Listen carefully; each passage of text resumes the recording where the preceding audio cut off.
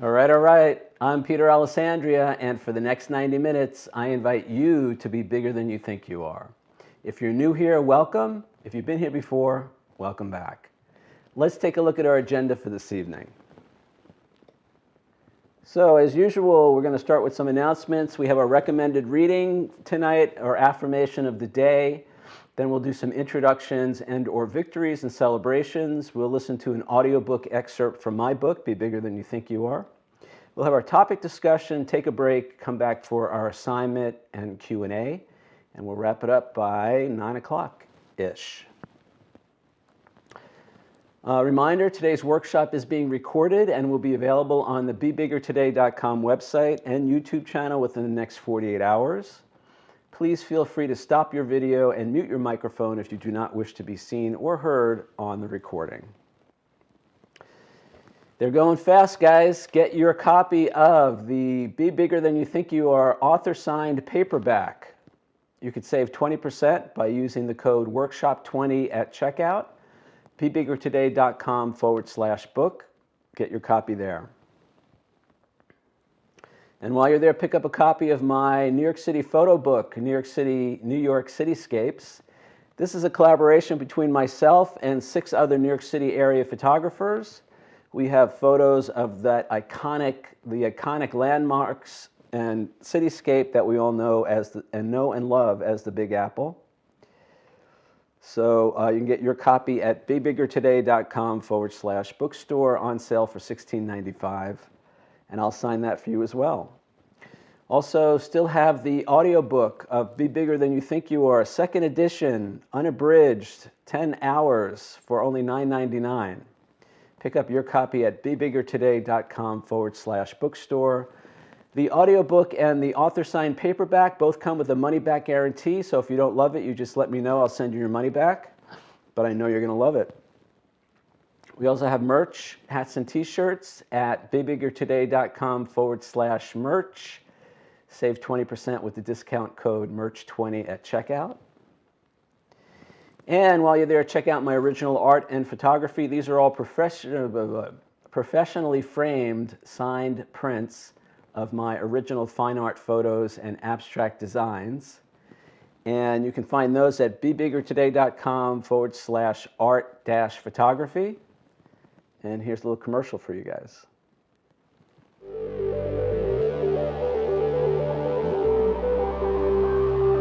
Peter's photos and abstract designs are uniquely beautiful, one-of-a-kind works of art.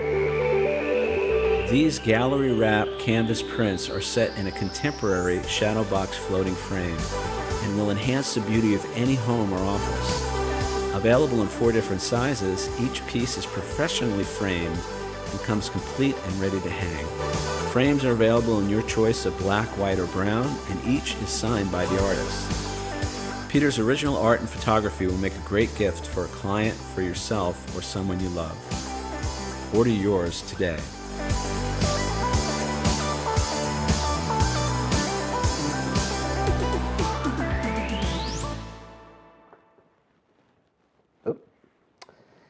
And we also have refrigerator magnets. These are the NYC souvenir refrigerator magnets, also available at BeBiggerToday.com/merch. And the story behind these refrigerator magnets and all the other New York City souvenirs that have my photos can be found in this article that I wrote for Morning Laziness. You can catch this on the front page, homepage of my website, BeBiggerToday.com. Will take you right to the article where I talk about how forgiveness led to this license deal that I did for this New York City souvenirs. I'm available for one-on-one coaching and/or corporate consulting. So if you are an artist, if you're a photographer, if you're a creative person, and/or if you have a company and you'd like me to come in and speak to your sales team, your executive team, your human resources people, on how they can be bigger than they think they are, just reach out to me through the website and we'll set that up. And finally, I am accepting donations. I'm looking for support to continue to offer the workshop at no charge and keep it open to everyone. Our suggested donation is $5 per week or $20 per month. You can send your contribution directly to me at paypal.me/Peter Alessandria. Thanks to everyone for your donations and contributions so far. It's much appreciated. And thank everybody for their support. All right, so we're on to our recommended reading for this evening. Last week I recommended a book from Wayne Dyer. This week I'm going to recommend another book from Wayne Dyer. And this title of this book is Wishes Fulfilled, Mastering the Art of Manifesting. Now I think this might have been the last book that Wayne Dyer wrote before he passed away in 2015. And what I love about this book is he incorporates a lot of what we talk about in the workshop and I talk about in my book, which is the power of visualization, the power of using our mind to influence our reality. Now, as I've said, the process goes, we start with our feelings lead to we start with our thoughts, and our thoughts lead to our feelings lead to our words and actions, and then the words and actions lead to the outcomes that we experience. And I'm suggesting that if we start with positive thoughts, we're going to have positive feelings, positive words and actions, and positive outcomes.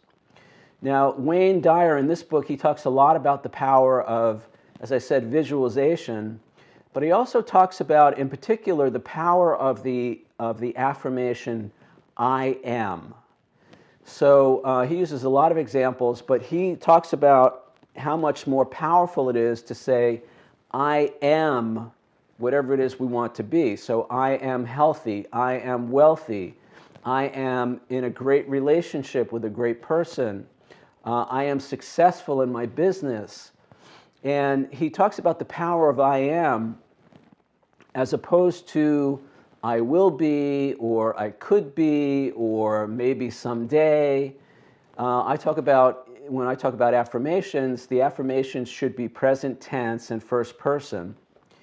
And the other thing that Wayne talks about in the book is the original I am affirmation we all know from the Bible.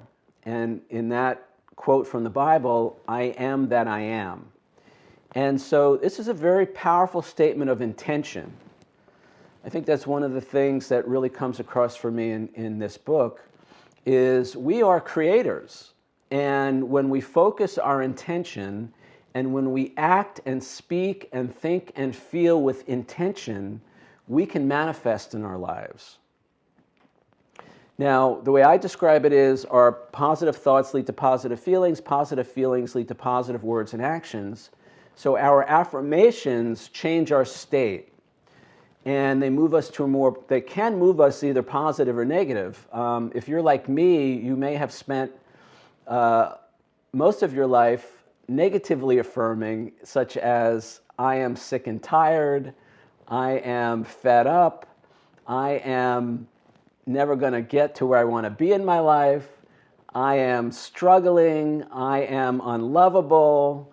So all those I am affirmations, in this case negative affirmations, have manifested in my life, and so it's clear to me that once we bring some intention and once we bring some positive intention to what it is we want to manifest, this is a powerful way to invoke that.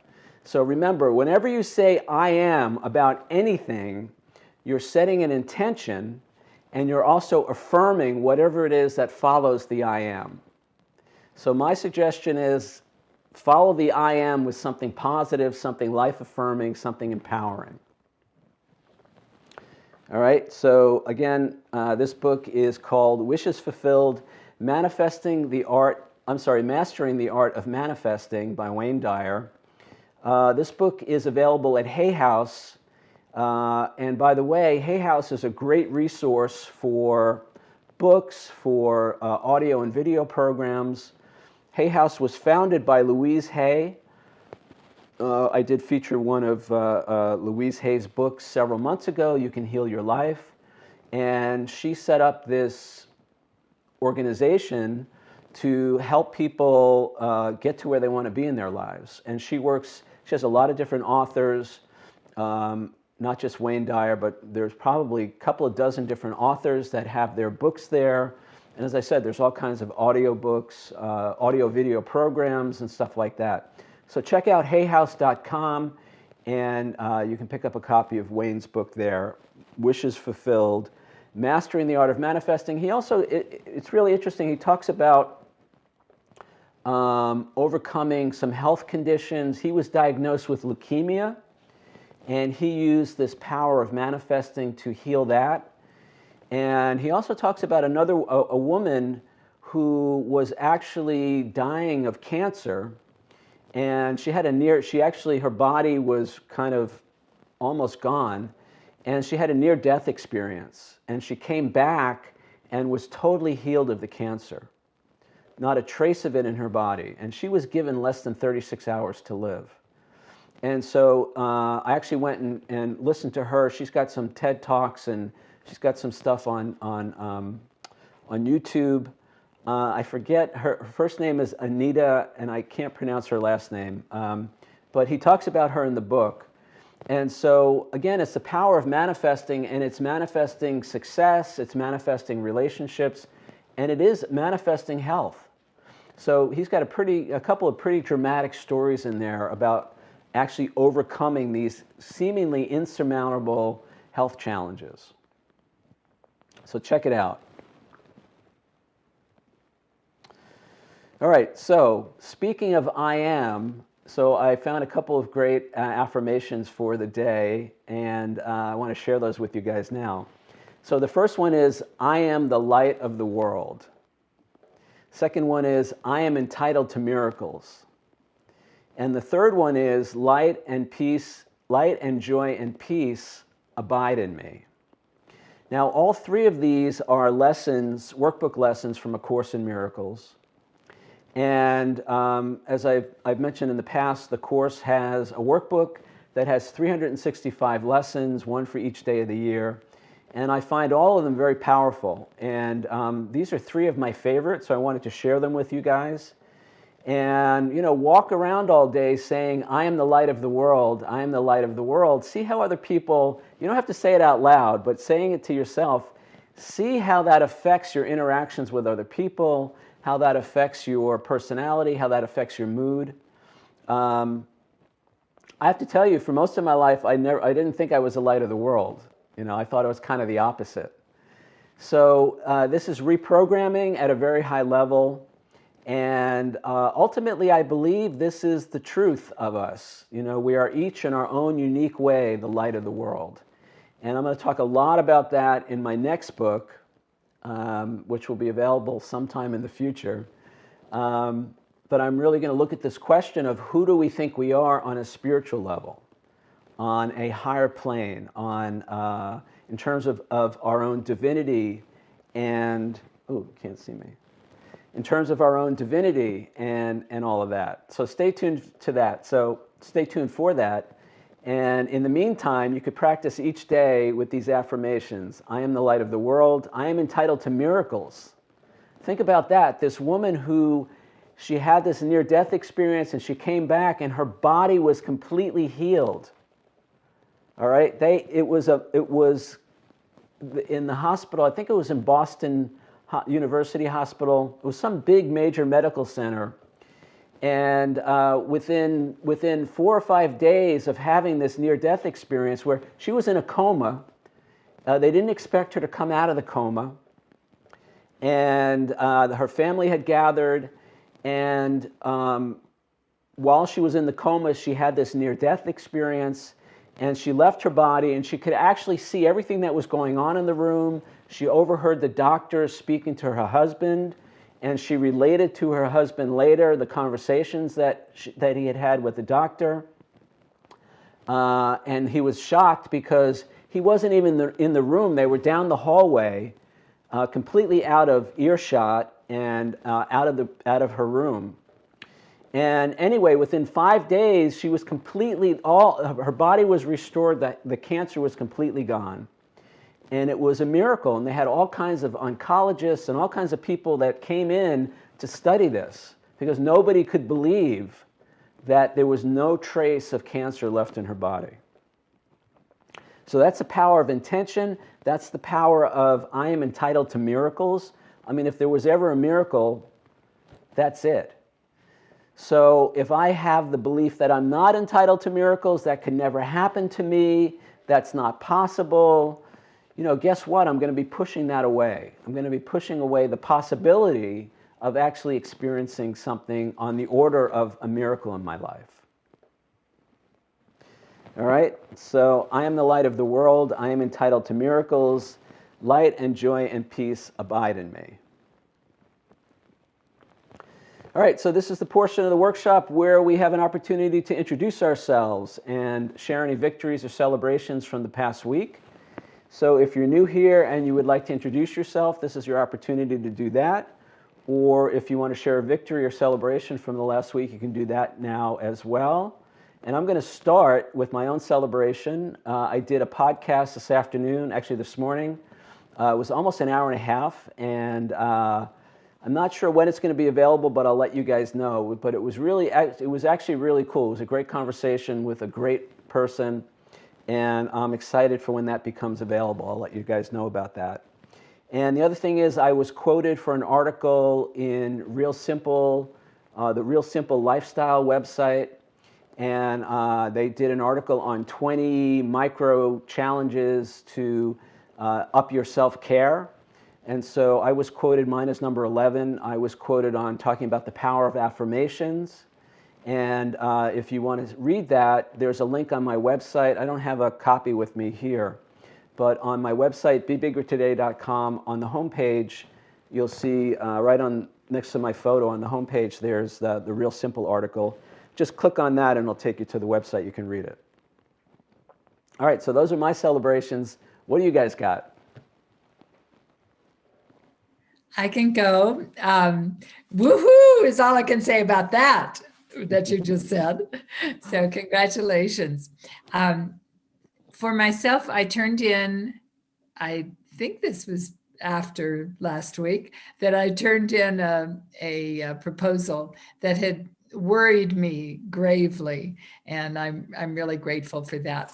So it was turned in, and thanks to help from my friends, thank you very much, and the support that I've gotten here. So I've had the courage to at least attempt it, whatever the outcome. Woohoo! Thank you. All right. Woohoo! That's great. So is it fair to say, Cynthia, that is you being bigger than you think you are? Definitely being bigger than I think I am. Yes. Good for you.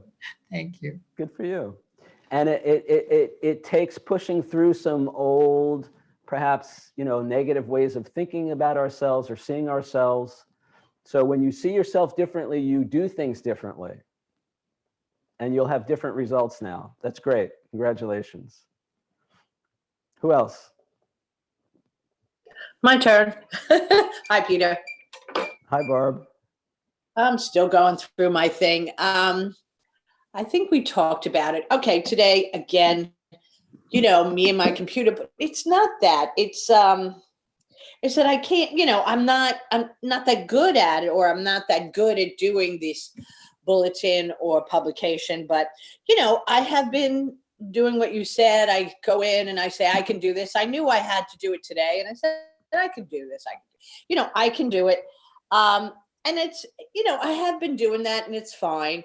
So there wasn't much that I had to do. So I was kind of like, not relaxed. What would be the word? I don't know. Ready to do it.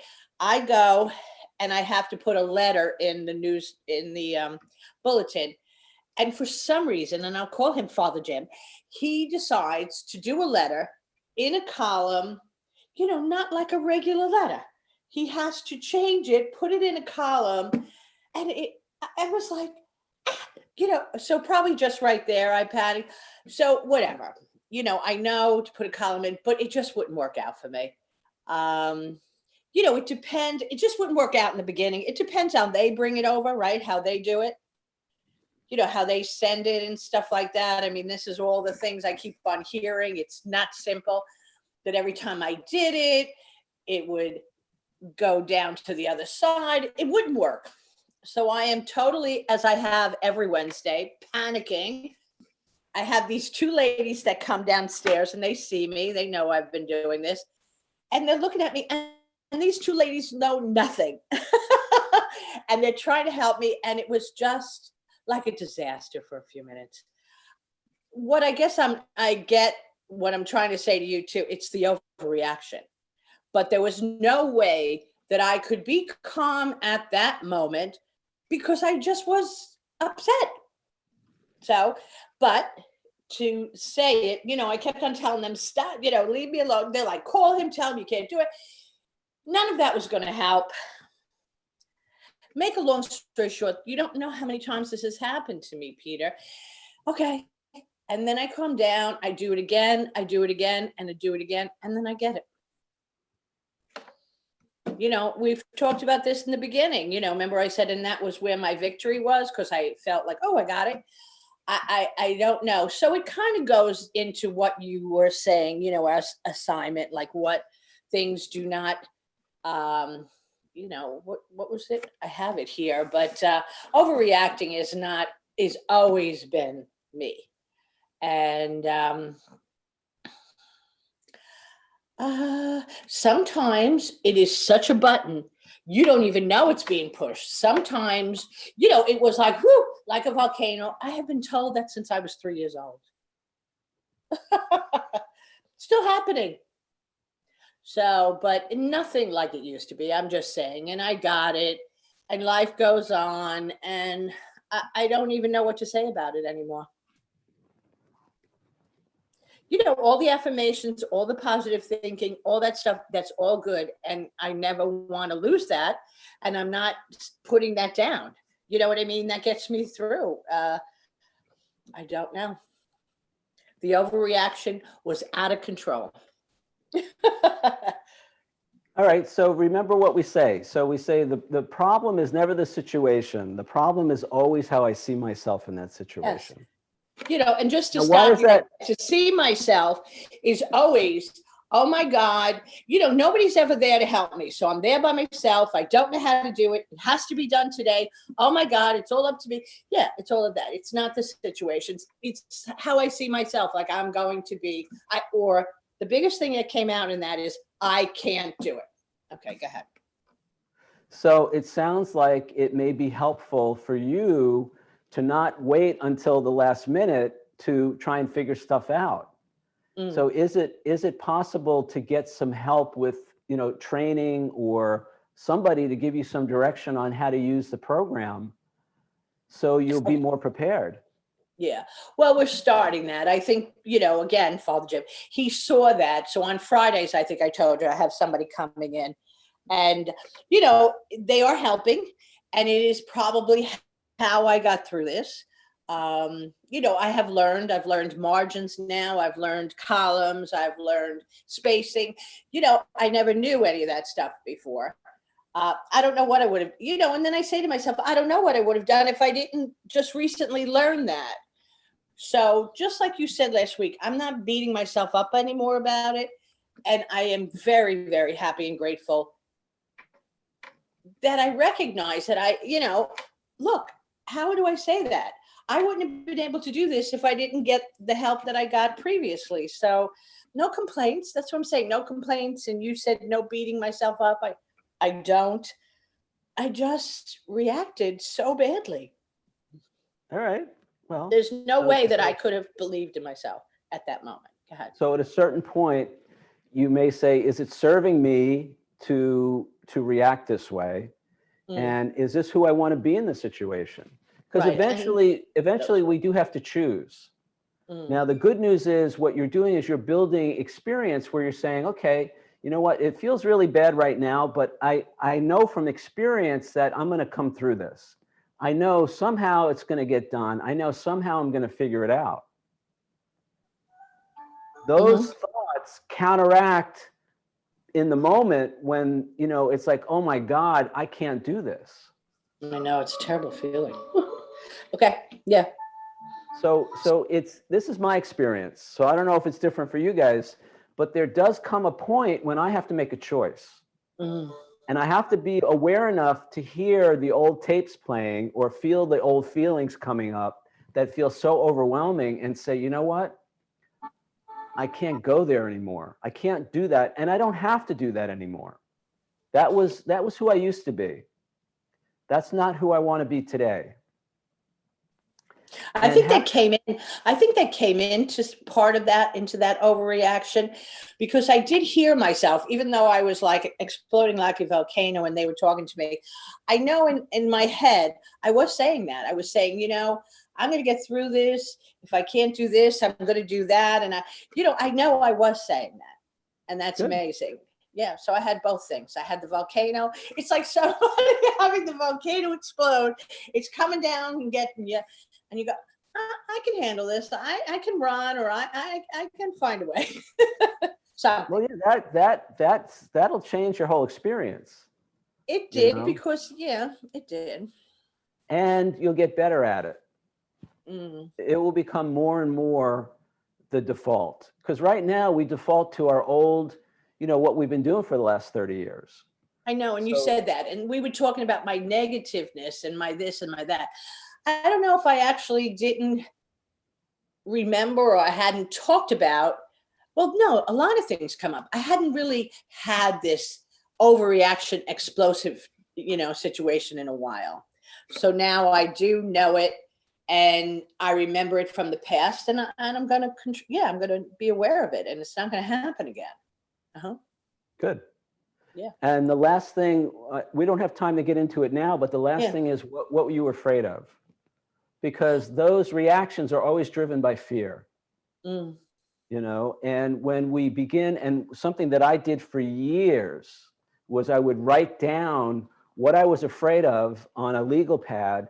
And then I would ask myself, once I wrote down all the things I was afraid of that were going to happen. Mm. And once I saw them on paper, suddenly it wasn't so overwhelming. Suddenly it was like, oh, all right, well, that's not great, but I can handle that. And I hope that doesn't happen. But even if it happens, I'll figure it out. But when we just have it running around in our head, it takes on a life of its own. So a way to get a handle on the fear. And here's the other thing is we talked about, advanced planning. So if you know that Wednesday's coming up and there's going to be the deadline, another thing is maybe ask your boss, ask the priest if he's got anything on Tuesday. Ask him if he has anything to go into the newsletter, so you don't have to wait until the last minute. Think that you got to plan ahead, so you're not caught, in the crosshairs, or caught like a deer in the headlights when the deadline is right there. Right. So maybe talk to whoever you need to talk to in advance. And the other thing I know is, I had to learn the hard way that I have to be in charge of my schedule. Mm. Now, I realize you're working for somebody and you're in an office situation, but there are still ways to manage the schedule so it's not everything at the last minute on your desk. Right. Yeah, I got to be aware of that.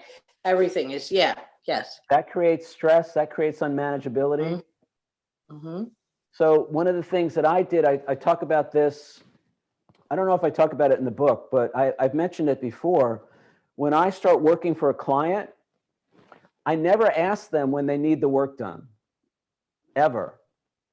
I tell them when I can get to it. And this way I'm in control of my schedule, because when I have to start managing somebody else's deadlines, my life becomes unmanageable. Now, I'm flexible and all that, but I've never had anybody say my time didn't work for them. So by taking control of my schedule, I cut down my stress, and I always add a few extra days, and then I deliver early and I look like a hero, and I haven't stressed myself out, and I don't have to be angry and resentful of them because I didn't take care of myself going into the situation.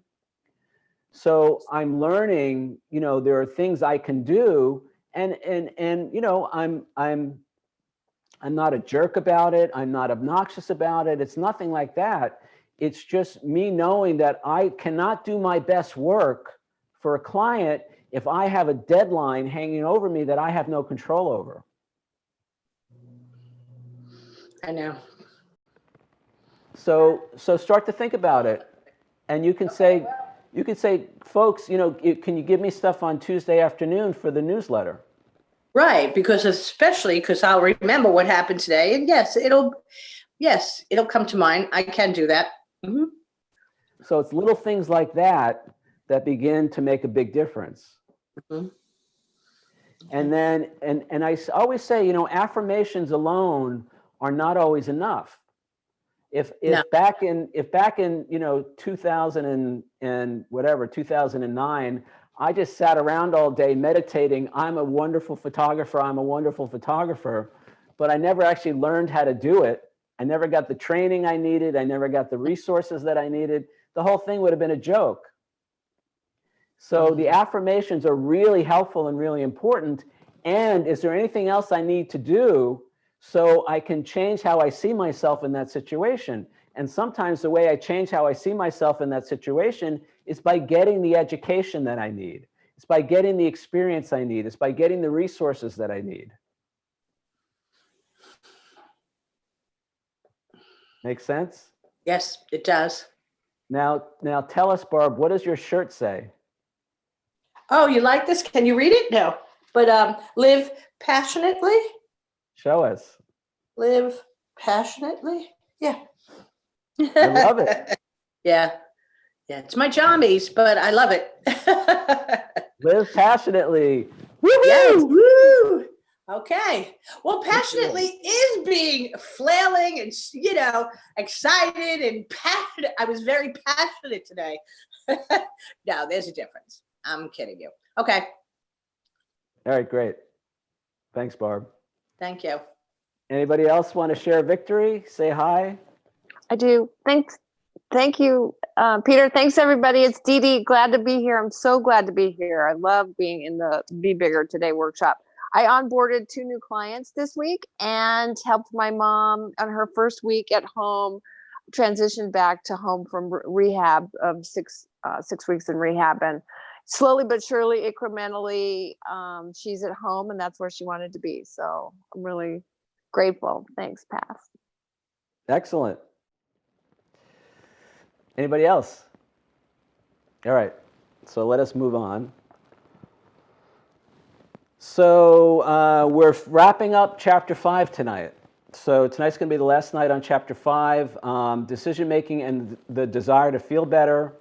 Next week, I'm going to do a review of chapters 1 through 5, since it's been almost July, August, September, October, November, December. So it's almost 8 months since we started. So I want to go through the first 5 chapters again, and then we'll move on to chapter 6 and 7, which should take us through probably to sometime in July. So it'll be almost 12 months, full circle. So we're going to start with the audiobook. This is going to be the last part of chapter 5. Then we'll come back, and I have a couple of topics I'm going to talk about, and then we'll do our assignment after that. So stay tuned. Value able. In terms of making decisions and sorting out our desires, it's very important to begin to notice what we value in life. We touched on this in chapter 3 when we spoke about valuing happiness versus other lesser emotions. Valuing something implies that we will feel better when we have or do that thing. Now, if you want to know what you value in life, take a look at where you spend your time and where you spend your money. Both time and money are indicators of value.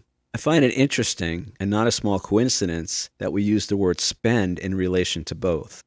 Many years ago, when I was dealing with issues related to overspending and credit card debt, it was suggested that I keep a daily written record of my money, that I write down all my income and expenses for each day. I immediately saw the value in that, pun intended, and have pretty much done it every day since, more than 22 years and counting. I use my phone and computer to keep track of all my income and expenses, and at the end of each month, I organize my numbers into categories. For example, I group expenditures into categories such as spiritual, auto, travel, clothing, household, medical, meals, charity, etc. Having this kind of clarity around my finances has proven very helpful. Later, it was suggested that I keep a written record of how I was spending my time each day. I did that for more than 5 years, and it was also extremely helpful and extremely enlightening. The clarity around how I was spending both my time and money was quite beneficial in terms of making better choices.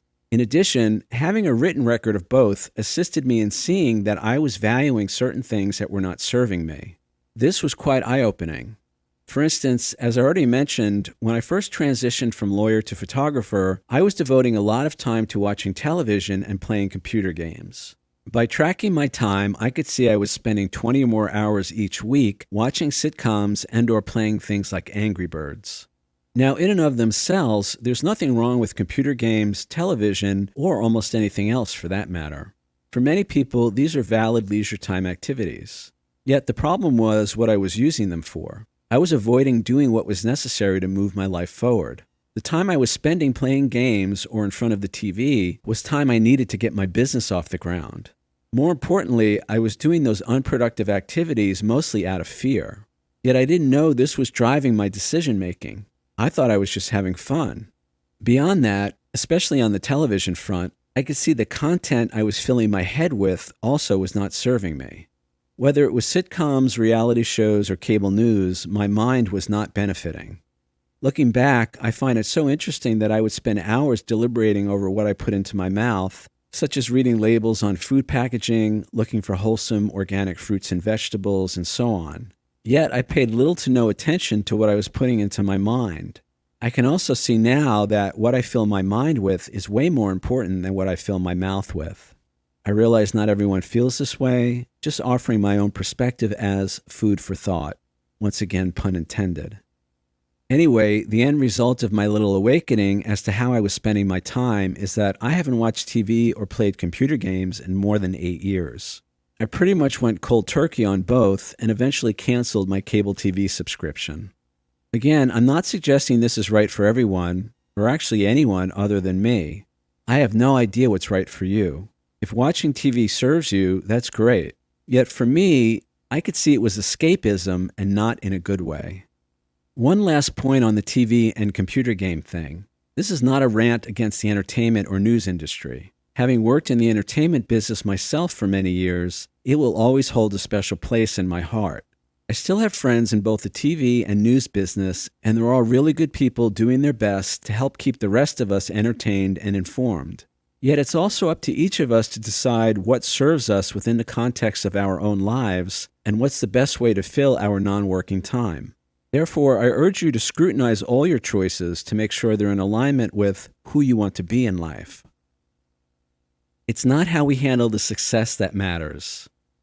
I mentioned earlier that I really enjoy speaking publicly about my photography, as well as going after what matters to us in life. When I share with a group that I've won more than 70 awards for my photos, people's faces light up. Yet when I tell them that for every one of those awards, there have been at least 5 failures, rejections, and disappointments, their smile quickly fades. No one likes to hear about failures, rejections, and disappointments. Yet welcome to life. It's rare that everything goes our way the first time, or even the 5th or 6th time around. So, as I mentioned in Chapter 2, if we don't have a way to deal with the inevitable setbacks and disappointments, we're done. My suggestion is to come up with a strategy that will help you stay on track. For example, for a long time, my strategy was, when I got rejected by a show or exhibition, I would automatically enter 2 more shows. It didn't matter why I had been rejected by the first show. I didn't even think about it. I didn't lament the failure or take it personally. I just got busy with 2 new applications and got my photos out there. That strategy actually worked pretty well for me. You can see how well on the awards and exhibitions page of my photography website, www.peteralessandria.com/awards_and_exhibitions.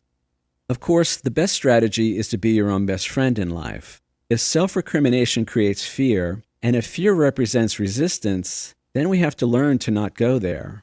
As I keep saying, beating ourselves up for anything doesn't make us better people. In fact, I bet self-recrimination and a general lack of kindness towards ourselves is why 50% of new businesses fail in this country in the first 5 years. It's not the economy, it's not the competition, and so on. It's likely the fact that most new business owners can't forgive themselves for their mistakes. Okay, maybe I'm projecting, but I bet at least some of those failures could be turned around by a little self-love. So have a strategy, a plan that you turn to without having to think about it to help you keep moving forward when something doesn't work out. Then do the other things we've discussed in this chapter, such as learning from any mistakes and forgiving yourself for them. I always say there's no guarantee of success in life, but there is one guarantee of failure, and that's if we give up. The best way I've found to not give up is to love the heck out of yourself. I've done several television and podcast interviews the past few years, and I always surprise the commentator when I say, the best business plan is to love yourself. I'll say to you right now, if you can do that, love yourself, then there's no way you can fail. Even if your business isn't ultimately successful, if you've truly loved yourself, you've still achieved something wonderful. Footnote 44, my 4-point business plan. 1, never give up. 2, don't take anything personally. 3, do at least one thing every day to move your business and your life forward. 4, forgive yourself when you don't do 1, 2, or 3. Point 4 is the most important point in the plan. Back to the text. Be bigger than you think you are. The title for this book comes from the introduction to my first photography book, New York City Nights, Book 1, where I said, it's how I see myself and who I think I am that determines how far I get in life. So for the past 5 years, I've been on a journey to be bigger than I think I am. Having read thus far in this book, we now know that it's pretty much impossible to act in a way or achieve anything at all that's inconsistent with our predominant thoughts and beliefs about ourselves. Psychologists call this cognitive dissonance.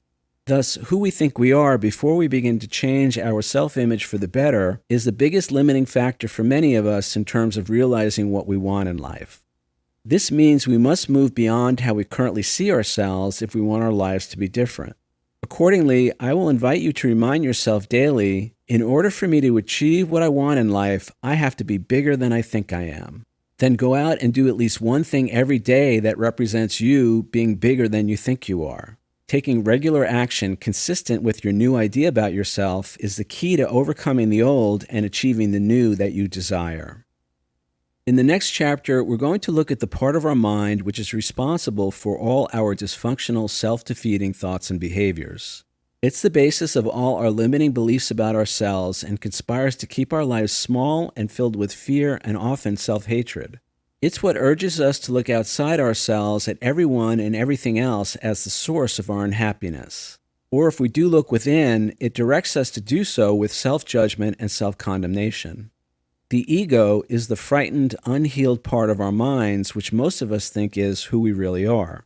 Since it usually defines our sense of self quite negatively and unlovingly, it ultimately needs to be undone and healed through forgiveness if we want our lives to be different. All right, so that's that's actually the end of chapter 5 in the book. So we're already kind of way behind on our schedule here, so let's just jump in real quick and talk about some of these topics, and then we'll get to our Q&A and work on the assignment for tonight. So the first interesting thing that I want to talk about, which I mentioned again in the book, the audiobook, is this idea of what we value and why. Now, we talked about in the beginning of this chapter, the main part of this chapter, the reason we do what we do, the reason we want what we want, the thing that drives all our decisions, all our choices, every single choice we ever make, every single decision we ever make, is we want to feel better. We want what we want, we do what we do because we think we will feel better if we have or do that thing. So, so the natural extension of that is that we value things that we think are going to make us feel better. That's where this assignment of value, we give it some importance, we give it some prominence in our life, we make it a priority in our life. Now, as I mentioned in the audiobook tonight, if you want to know what you value in life, look at where you spend your time and where you spend your money. Now, when I first started doing this, as I said, it was very enlightening because what I found was I was valuing things that were not serving me. And again, the example I gave in the book was spending time doing things like watching television and playing computer games. And again, there's nothing wrong with those things. Those things are not bad, but they were not serving me. It was not a choice or decision that was helping me. Now, just like when I talked about the effect of addictive and compulsive behavior, I said what happens is we make a choice or decision because we want to feel better, but ultimately we feel worse. And eventually that's what was happening to me with how I was, especially how I was spending my time. You know, I could feel something was off when I was spending hours and hours and hours watching TV and playing video games. And in particular, it was my way of not dealing with the fact that I was afraid to put myself out there as a photographer. I was afraid to make those marketing calls. I was afraid to submit my work for publication, for shows and exhibitions. So what I thought was going to make me feel better, eventually it led to me feeling worse. Because one day I woke up and I realized, I got to do something if I want to make this career transition happen. So we want to be conscious, what are we valuing in our lives, and is that serving us? And the whole point of this whole chapter is, learning how to make better choices and decisions. Because when we make better choices and decisions, we have a better life. Really, that's what it comes down to. So being aware of why we're doing what we're doing, why we're choosing what we're choosing, being aware of what we're valuing and saying, is this really serving me? Is this in my best interest? Is this moving me forward? Is this getting me closer to where I want to be, or is this leaving me further away from where I want to be? Now, of course, that presupposes we know where we want to be. So that's why it's really important to have a vision for your life. It's important to have goals. It's important to have something that you're moving towards, so you can know if your choices and decisions are moving you closer to or further away from that goal. It doesn't have to be, the biggest goal ever or anything like that, but we need to have some sense of where we want to go, and then we need to have some sense of whether or not our choices and decisions are getting us there or moving us closer to that. All right, so we want to think about that. We want to think about, what we value in life, and is that serving us or not. And again, I find it really interesting that we use the verb spend in relation to both time and money. So I talked about how I keep a written record. I keep a written record of my money, so I know at the end of every month exactly where my money came from and where it went. And that helps me to say, am I making choices with my money that are serving me? And for about 5 years, I wrote down just about every hour during the day of what I was doing. So I had more clarity. Here's the other thing. Keeping a written record of something gives us clarity. And as I was saying earlier, when our fears are just kind of rattling around in our heads, they can be a lot more scary. It can seem a lot more overwhelming and onerous. Whereas when we start writing them down on paper, it makes them more manageable. We have clarity. When we have clarity, we may not like where we're at, but at least now we know what we're up against. When I don't have clarity, when there's just a bunch of stuff, vague fears and notions bouncing around in my head, I don't really know what I'm up against, and it seems a lot worse than it is. So clarity comes from writing things down. Write down how you spend your time. Write down how you spend your money. I know there are people in 12-step programs who write down their food, if that's a challenge for them. There are lots of ways that we can bring more clarity into our decision-making process and ultimately make better choices and decisions, which is the whole point of all of this. All right, moving on. So the next part was, and I've touched on this before, but I wanted to wrap up the chapter with this. The difference between realizing our goals and not, it's not how we handle the successes. I know there are people who have quote-unquote fear of success or whatever, but trust me, it's the fear of failure, it's dealing with the disappointments, it's dealing with the rejections that are so much harder than dealing with success. So we have to have a way to deal with that. We have to have a way to deal with the disappointments in life. We have to find a way to deal with the rejections. We have to find a way to deal with the failures. Now, one of the ways we can do that is what we talked about the last couple of weeks, is we don't call it a failure. We reframe it. So instead of a failure, it's a learning opportunity. Instead of a no, it's the next opportunity. It's one step closer to my goal. It's, wow, I learned something that can change my whole life. I learned something that can change my business. Instead of, God, I'm so terrible, I'm such a loser, I never do anything right, nothing ever works out for me, people are assholes, and my life sucks. So reframing all of that, guess what? That's going to be the difference between realizing our goals and not realizing our goals. Until we learn how to reframe the disappointments, the failures, and the rejections, we're not going to get to where we want to be in life. Because those rejections, failures, and disappointments, that's all part of the process. You know, it's very interesting. I don't know if this is, I think this is true.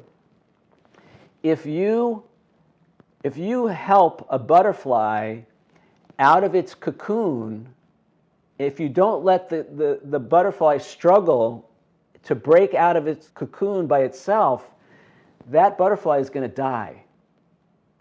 So there's some value in, I hate to use this word, I mean, it's not, but there is some value in the struggle. There is some value in, I mean, it builds character. You know, if you exercise, if you lift weights, it's resistance training. So you're lifting weights because the resistance makes you stronger. So the challenges, the struggles, whatever you want to call them, they are good for us. They help us. And it's the way we become stronger. It's the way we become more efficient. It's the way we become more grateful. You know, if everything was just handed to us, we may not be that grateful. But when we have to work for it, struggle, and overcome, usually ourselves, we have more gratitude. So there's some value in that. And so that's another way to reframe the process. You know, maybe not achieving my goal or my vision on the first try is a good thing, because maybe I'm going to learn something that's going to help me in the long run. Maybe it's going to give me an insight into how I can do things differently or better and actually exceed where I would have been without that challenge. All right? So we want to, instead of what I usually do, or what I've done in the past, instead of feeling sorry for myself when something doesn't work out, instead of beating myself up for not doing it right, instead of finding all kinds of ways to belittle myself, I can reframe that. All right? Now, another thing that I did in the vein of all of this is I came up with a strategy. And I think this is something I would recommend to anybody who has their own business, anybody who wants to achieve anything in their life. Have a strategy. A strategy is a plan. It's something that we can turn to without having to think about it when things don't go the way that we want them to go. Now, again, the example that I used in the audiobook tonight, the strategy I had was when I was rejected by a show or exhibition, when I submitted my photos and I was rejected, I didn't get in, I automatically entered 2 more shows. I didn't think about it. It wasn't, you know, it wasn't something that I was debating. I just did it. I had a plan, and it was like that rejection was the thing that kick-started me to take more action. Now, I entered shows even if I wasn't rejected, I entered shows and all that. But the point is, instead of in the past, when I got rejected, I would feel sorry for myself, I would beat myself up, I would say I'm not good enough, and eventually all of that would lead to me giving up. Now remember, I said in the audiobook again, I said there's no guarantee of success in life. There's no guarantee of success in life, but there is one guarantee of failure, and that's if we quit. That's if we give up. All right? So we want to have something in place to make sure we don't give up, to make sure we don't quit, to make sure we don't give up on ourselves, because that was something I did a lot. I gave up on myself. And I don't want you guys to do that. Don't give up on yourselves. But if you have to think about it, I had to kind of automate the process. So I took my stinking thinking out of the equation and I just said, okay, this means I need to enter 2 more shows. And, obviously we want to learn from our mistakes. So if I did something wrong on the application for an exhibition or something like that, obviously I want to learn from that. But what I don't want to do is beat the heck out of myself when things don't work out. So keeping that in mind, come up with a plan, come up with a strategy. It's helpful to have an action partner, somebody that you talk to on a regular basis, that you can get support from, give support to, somebody who's in your corner who knows what's going on, to kind of help you to stay on track. But either way, have some way of dealing with the failures, the rejections, and the disappointments. And then this is my 4-point business plan that I mentioned again in the reading tonight. Number 1 is what I just said, never give up. Again, there's no guarantee of success in life, but there is one guarantee of failure, and that's if we quit. So number 1 is never give up. Number 2, don't take anything personally. Now, I've kind of alluded to this in the past. We're going to talk a lot about this in the next chapter, in chapter 6, when we talk about the ego, because just to give you guys a little preview, the ego takes everything personally. The ego makes everything about it, and usually not in a good way. So don't take anything personally. And this was great for me, again, in terms of the rejections. When I submitted my photos and I didn't get in, I had to learn how to not take that personally. And the truth is, it wasn't personal. The world of art, the world of photography, it's all very subjective. And what one person likes, another person's not going to like. So those choices, when I didn't make it into that show, that was not personal. That was about them. That was their choice. It didn't fit with their program, whatever. They had their reasons. And it's interesting because I've been a judge and a jury on certain photography and art shows, and I could see how subjective it is. So don't take anything personally. Number 3, do at least one thing every day to move your business or your life forward. Now, why is that important?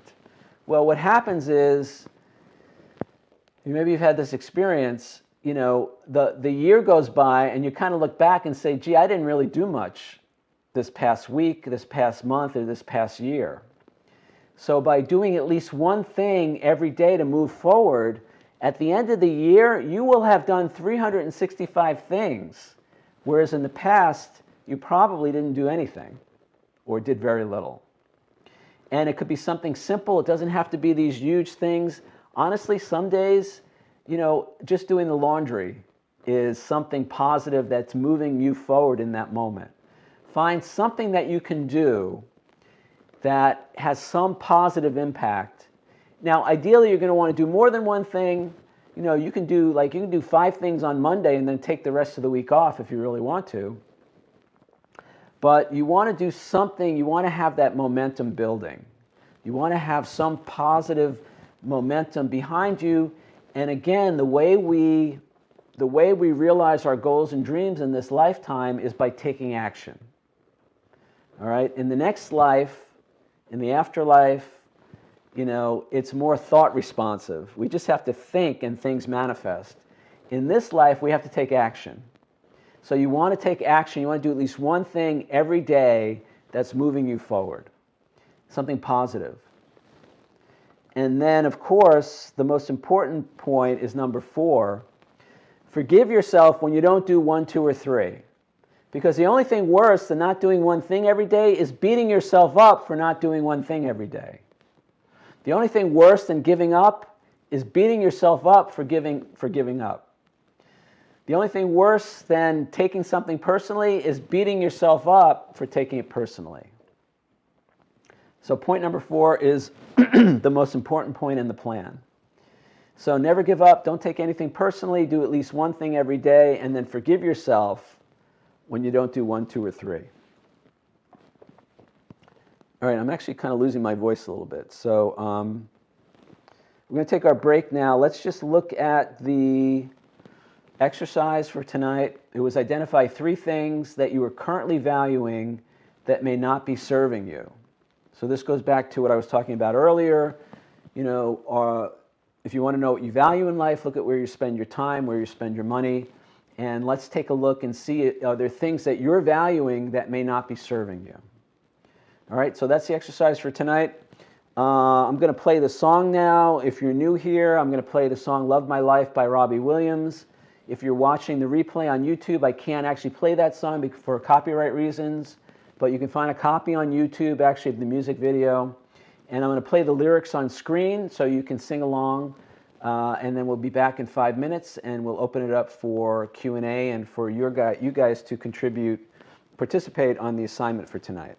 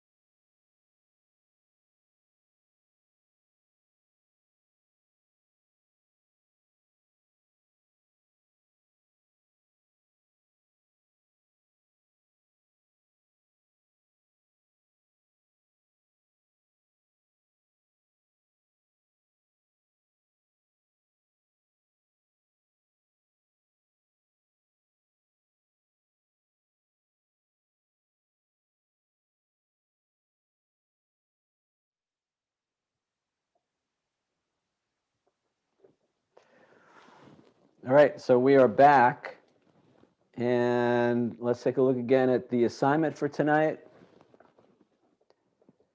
Identify 3 things, choices, decisions, behaviors that you are currently valuing that may not be serving you, or you can talk about anything that we talked about tonight if you want.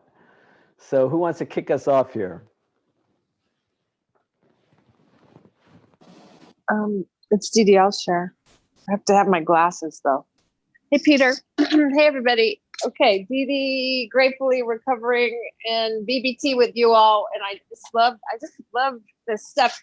So the thought that I had is, I spend a lot of time on the phone when I'm not actually earning money with my action partners, and what I really want to do is spend time on the phone with action partners who are doing this work, because I don't want. I need my momentum to stay high. And a lot of people that I am talking to, they weren't willing to do this work. And so I'm just committing to, partnering with people who are doing the work. So that's all I'm going to say about that. And I can't wait to hear your podcast. Thanks, Peter. All right, you're welcome. Great. Thank you, Dee. And yeah, this is part of me taking responsibility for my life is the people I surround myself with. And it's not to make anybody wrong. It's not to judge anybody or anything like that. We're all just in different places. So self-care, honoring myself, taking care of myself means that I work with people who are compatible, people who, whatever the criteria might be. And again, it's not to make anybody wrong, wherever anybody's at is fine. We just want to take a look and say, is this serving us? Is this moving us forward? Is this bringing us closer to where we want to be? And I've had that same experience, Dee, so I know what you're talking about. So that's great. I honor you for that. I support you in that. And the other thing is, eventually the right people come along. When we finally set the intention, when we're finally clear on what we want and need. And of course, those situations are mutual. We want to give support as well as receive support, as I know you know. So it's really important to get to know people. As a codependent, I would often rush into relationships without getting to know the other person. And then I would blame them when things didn't work out. So the good news is I don't really do that anymore. Or if I do, I forgive myself for it. So, we're responsible for the people that we pick to be in our lives. And it's really helpful to be conscious, to be aware of, what the other person is bringing to the table.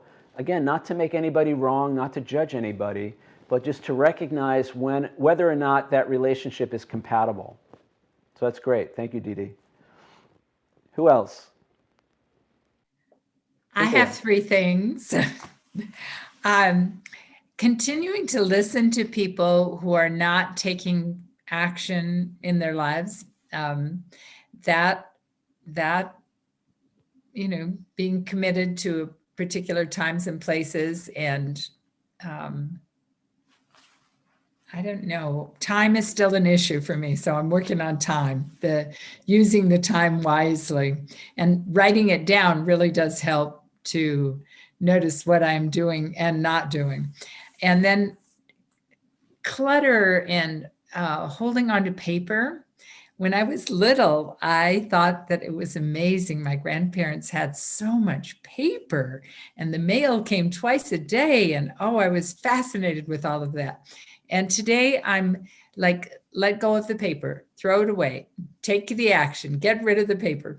And the completions are highly desirable in my life today. So finishing projects, finishing something that I have in process, but that isn't done yet. The taxes, I have a lot of things done for the taxes, but there's one piece of paper that's still outstanding, and theoretically it'll come, but so it's that bringing things together and completing. And I appreciate that. I appreciate that in myself and in others. So thank you. Cynthia, let me ask you a question. Why do we hang on to stuff? It is the things that I've held on to. Some of them are like my genealogy papers that are historical documents. And as I coalesce things and get them down into smaller quantities, clarity comes. So there is some value in holding on to some things. There are memories that are attached to some things that I'm very fond of and appreciate. But most of the things that I have that are clutter have to do with old ideas, old things that I used to do, I'm no longer doing, and I no longer need to keep that material. So I'm getting rid of it. That's great. Good. And usually I hang on to stuff because I'm afraid to let go of it. You know, there's some fear, there's some security or whatever, but it's more for me, it's fear of missing out. Now, I will say I go both ways. I have a drawer in my kitchen that has all kinds of crap in it, but I often find a use for some of that crap. You know, I mean, it's very interesting that, you know, having a certain amount of stuff is for me at least is a good idea, because I will find there are actually many things that I've hung on to for years that I end up using in one form or another. Now, there's a lot of stuff that I don't, and I get rid of it. You know, I've gotten much better at this. So I put stuff out, recycling and all of that. The other thing that I was going to say for me was on the paper thing, I scan everything that I need. So I don't actually have paper anymore. Everything is scanned. I mean, these days you could use your phone, take pictures of whatever the documents are, and this way you can get rid of if you don't need the original, you can get rid of them.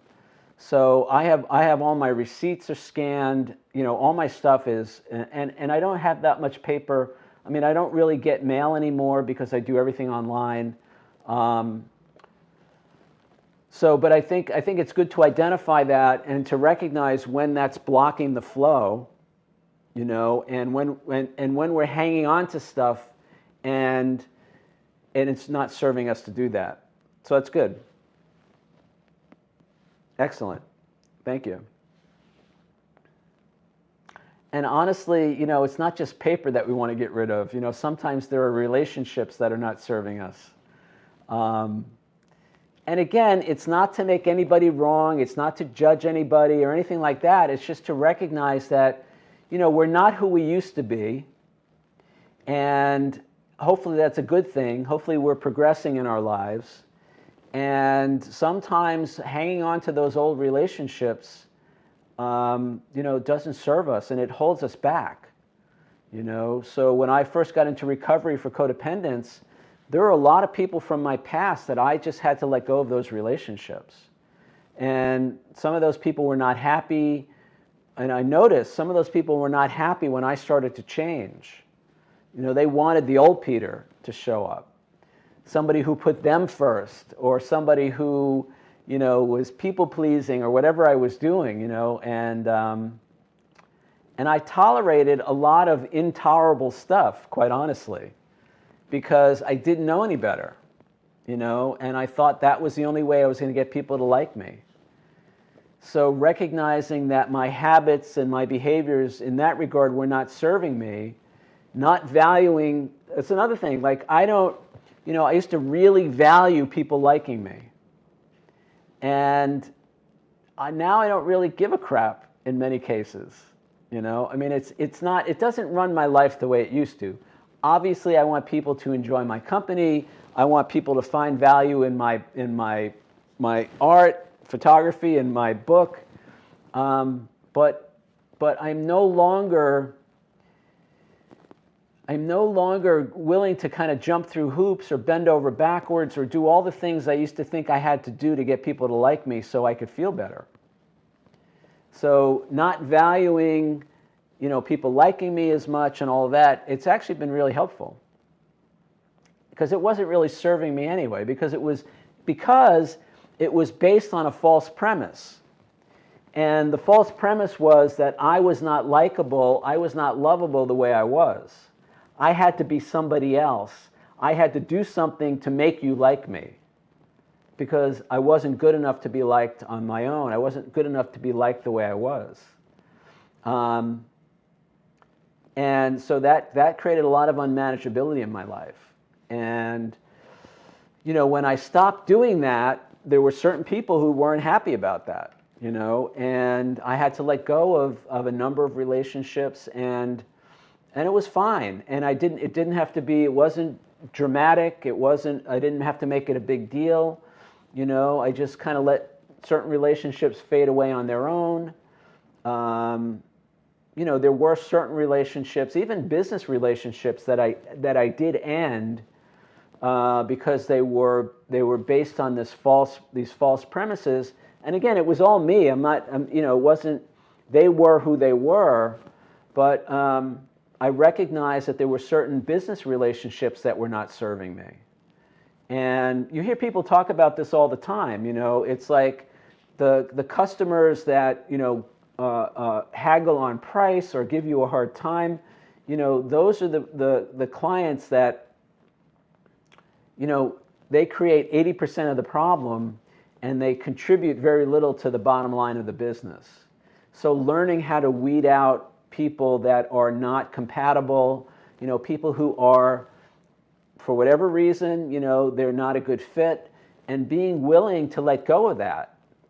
And we'll talk about in chapter 7, when we talk about boundaries, I'll talk about a legal client that I had, and at one point, he was responsible for like 90, directly or indirectly, he was responsible for like 90% of my income. And I had to learn some really difficult lessons about how to set boundaries and all of that. And eventually I let that relationship go because I just knew it wasn't serving me. And it wasn't who I wanted to be. And I wasn't the same person that I was when I started that relationship.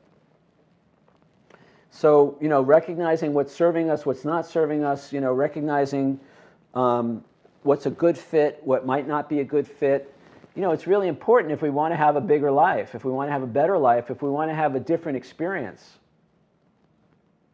All right, great. So thank you, Cynthia. Anybody else? A couple more minutes. Anybody else want to chime in?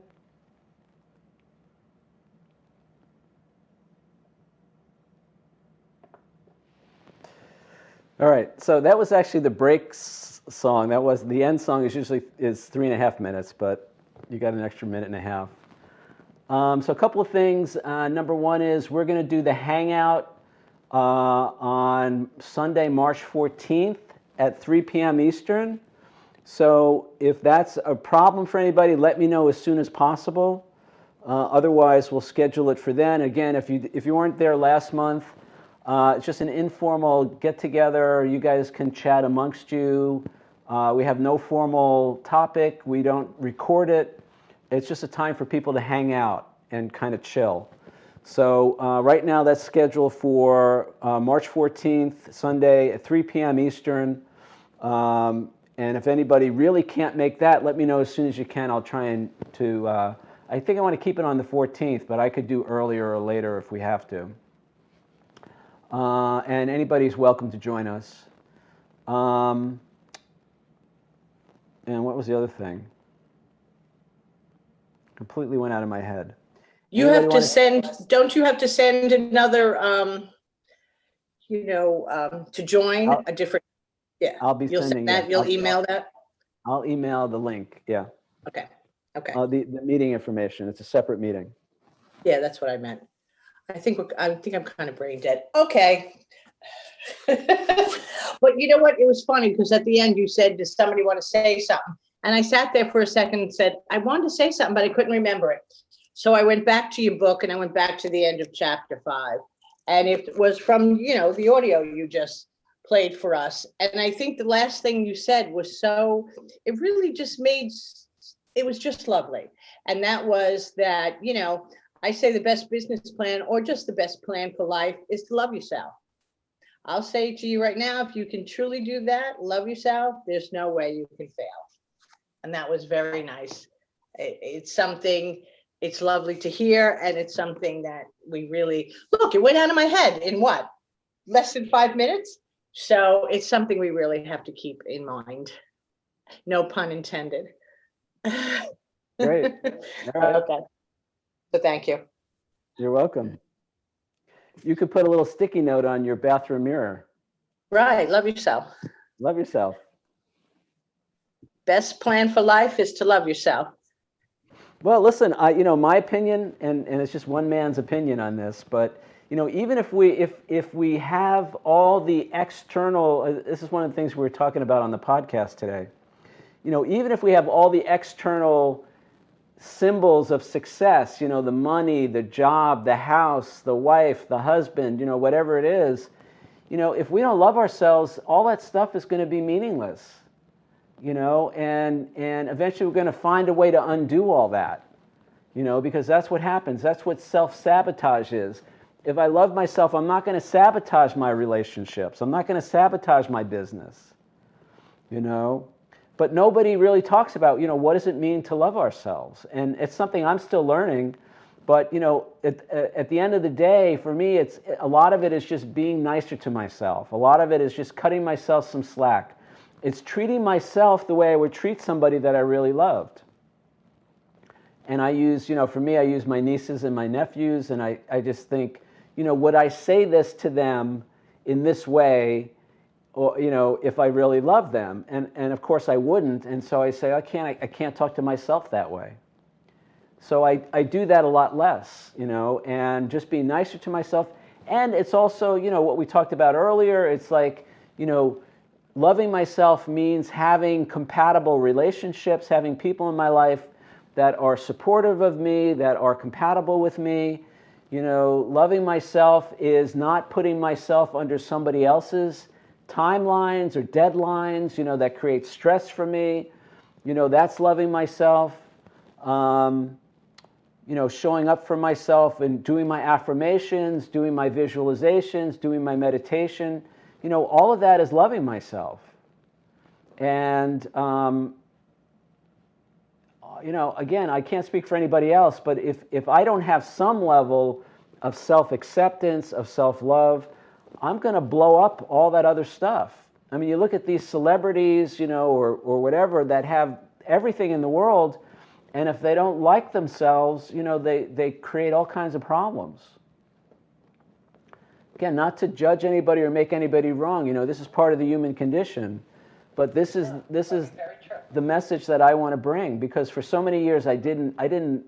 Not only didn't I love myself, I didn't even like myself. So it was.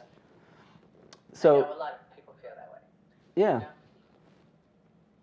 So that's for me at least. That's the plan for success. All right, great. Thanks, Barb. And the other thing that I like to do is to live passionately. Even if it's on pajamas. Okay. Thank you. All right. Good night.